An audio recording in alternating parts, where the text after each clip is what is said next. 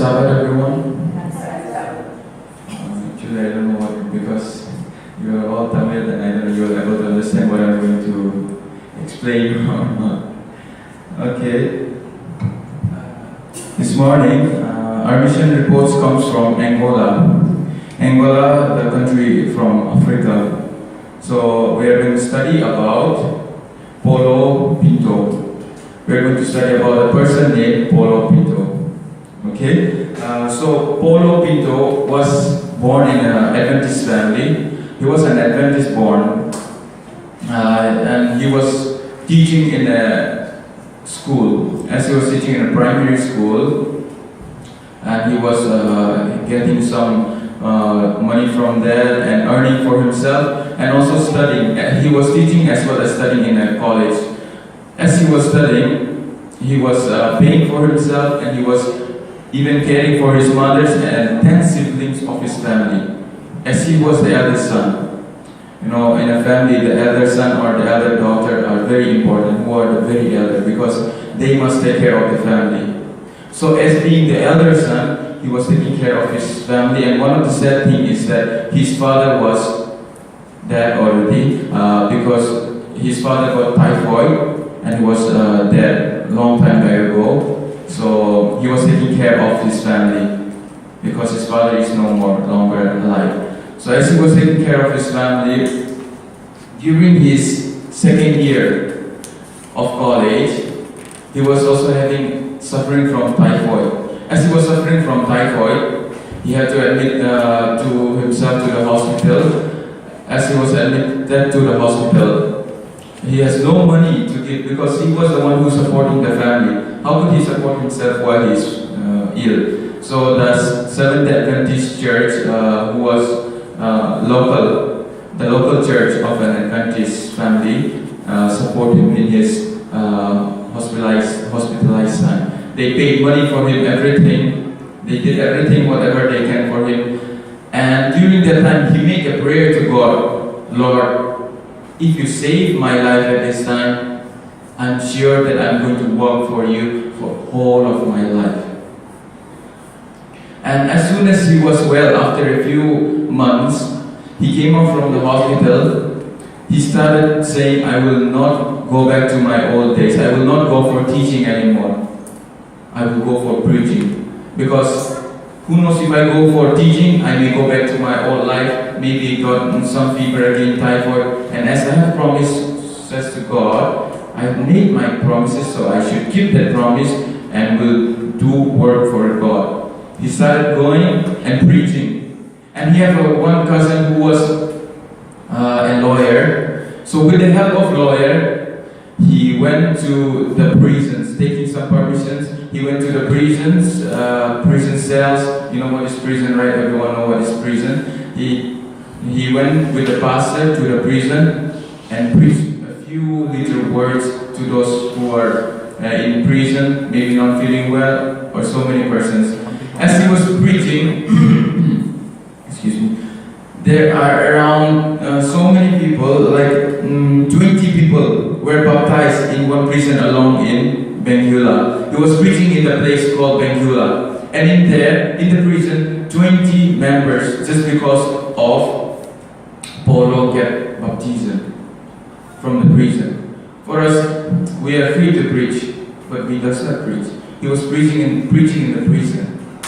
So let us think about that clearly. What are we doing? Okay. So as he was preaching, and he wanted to study in some university, in an Adventist university for theology, but he has no enough money.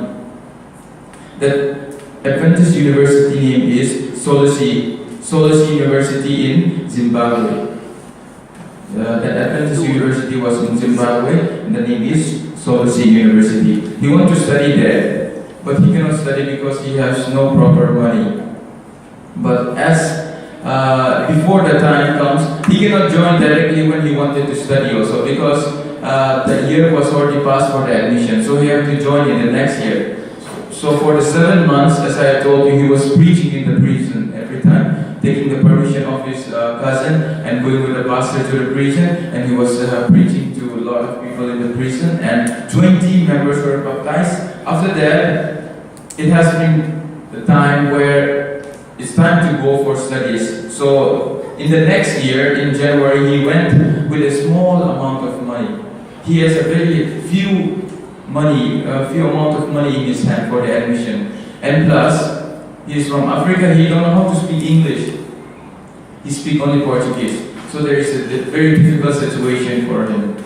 So as he started going there, he need to learn English to speak with so many people, to understand whatever they say. Even for me, I feel very difficult when I come to Tamil Nadu because it is a very difficult language. I cannot understand anything, whatever they say. But I manage it now somehow. So in the same way, how I think about him, he also will be feeling very difficult because he was going where the place he know not the language about them.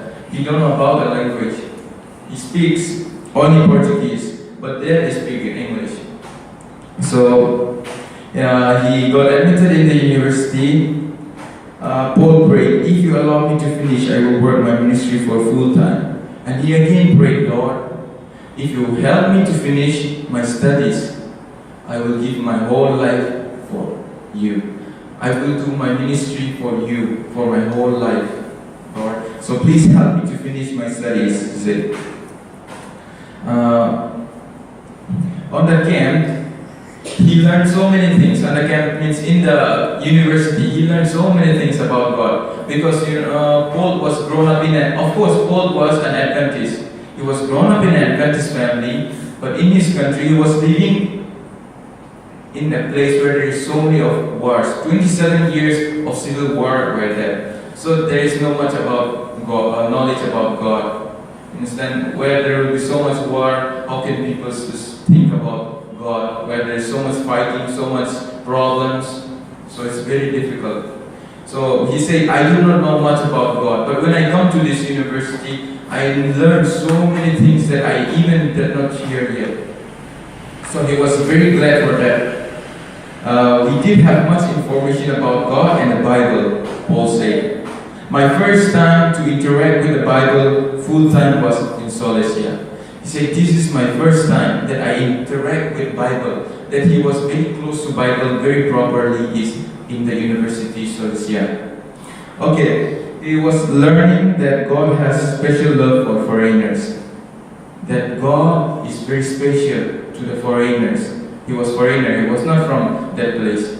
He was from different place. So as he come to university, Paulo said, "I experience that God have special love for the foreigners." So that is correct, I think, even for us. So you are giving us extra love because we are from different places. In the same way, he was saying, yes, he is feeling like that. And even the university is giving them so much different kinds of way of talking to them, speaking with them. The staff, the teachers will go in their hostel rooms and especially pray for them, talk to them, speak to them properly, help them reading the Bibles, teaching them about God more than the others because they are from foreign, different place. So they take care of them nicely. He said, even sometimes we get free for lunch or food. And while he was studying there, his church was supporting him because he has no money for his tuition fees. So his church was supporting him. After 1 year, one of his grandma was supporting him because the church can no longer support him, so the grandma was supporting him, one from the church. And after that, again, for the next semester, the grandma passed away. So the grandma's son take care of him for studying there. And he says, you can see in Leviticus 23 verse 22, he says, this university, Solesia, was fulfilling God's instruction, as it says in Leviticus 23 verse 22, which says, when you reap the harvest of your land, do not reap to the very edge of the field or gather them, gleaning of your harvest. Leave them for the poor and for the foreigner residing among you. I am the Lord your God. So it says, when you reap something, like when we cut the rice, some rice used to be falling down on the ground. So we should not take everything, go once again and pick up everything. We should leave even for the poor people, because poor people, they collect those seeds, some of the very poor people. So Polo says this university is doing like that. They are keeping for the poor people also. They are fulfilling God's words, he says. And before the end time of his college, Paul interacted with so many people. He was speaking with different people from different countries. He says he connect with people like students from Zimbabwe and Uganda, Philippines, and they interact to coordinate evangelistic effort. He contract with them so that he could do some evangelistic efforts in this place, in this country like Angola, because his place they don't know much about God, though there are lots of Adventists, because there are so many wars, as I told you. So he said, I will take my friends and we'll go there, we'll do ministry for God, like an evangelistic meeting. And he said to pray for even his place people, like 29 million people, including nearly 176,000 Adventists. From 29 million, nearly 176,000 Adventists are living in his country. So he advised each and every one of us to pray for his country, who are living in his country, and also the Adventist people who are living there also. We are trying to convert everyone. We are not trying to convert everyone. You see, we are not trying to convert everyone, but how much we can, we are trying. It may not be possible to convert everyone who are in India to Adventists, but we should try how much we can to convert. In the same way, Paulo is saying that. He says, in Matthew 24:14 says, and this gospel of the kingdom will be preached to the whole world, and the testimony to all the nations, and then the end will come. So if we preach the gospel to the whole world, then only the end will come. Isn't it? Is it right? That is what it is written in the Bible, right? When we preach the good news to the whole world, every country should know about God. Every person should know who is Jesus Christ. Then only Jesus will come. If there is still someone who's remaining does not know, Jesus will not come. So he says, let us try, as we are trying to preach the whole world when Jesus is coming and everything about him, so that he will come soon. Let us try to make them know about God, so that he will be coming soon. So we need to preach the gospel as a testimony of everyone knowing Jesus. Then Jesus will come, as he says. So this is what we have learned about the story of Polo. But these 13 Sabbath offering that we are going to pay will help them building in their university for cafeteria. Cafeteria is a place where people eat food together for the hostel and all. So they will be making the cafeteria more large, because I think the cafeteria is becoming a little small for them, so they need a bigger cafeteria. The cafeteria seat will be for maybe thousands of people. 1,000 of people can be seated in the cafeteria that they are going to construct. So we are the one who are going to help them in constructing that cafeteria. Our 13th Sabbath quarter offering will help them in constructing that cafeteria. So let us keep in our mind, and let us think more deep about them, and keep our offering more, how much better we can keep, so that it will be helpful for others people. We are spending so much things in buying things, buying that, buying this. Instead, let us just think and dream what will be happening. If you help someone, more than taking someone from others, when you give something, you feel more happy.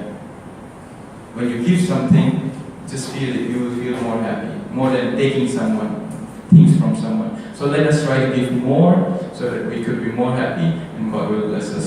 Thank you.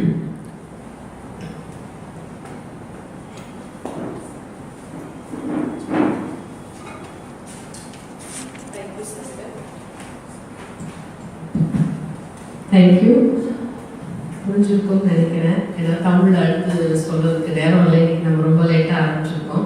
ஷார்ட்டாக சொல்லணும் அப்படின்னா, Angola அப்படின்ற ஒரு நாட்டில் இருக்கிறதான பவுலோவுடைய சாட்சி தான் இது. அவர் வந்து டீச்சிங் லைன்லேருந்து எப்படி வந்து, அதாவது ஆசிரியர் பணியிலேருந்து ஊழியத்தை எப்படி தேர்ந்தெடுத்துக்கிட்டார் அப்படின்றது தான் சாமுவேல் சொன்னார். ரொம்ப நல்லா இருந்தது இந்த சாட்சி.